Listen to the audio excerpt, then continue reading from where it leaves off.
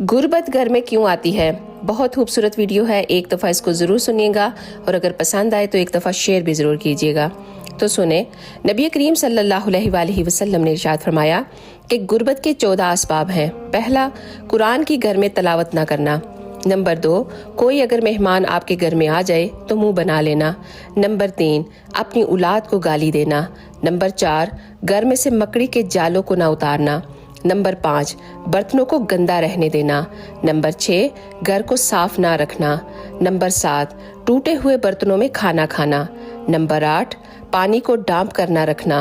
Number 9, बुरे ख्यालात सोचते रहना। नंबर 10, अंधेरे में खाना खाना। नंबर 11, अगर कोई सवाली आपके घर पर आ जाए तो उसे खाली हाथ लौटा देना। नंबर 12, पाँव को फैलाकर खाना खाना। नंबर 13, सूरज निकलते वक्त या गरूब होते वक्त सोते रहना। नंबर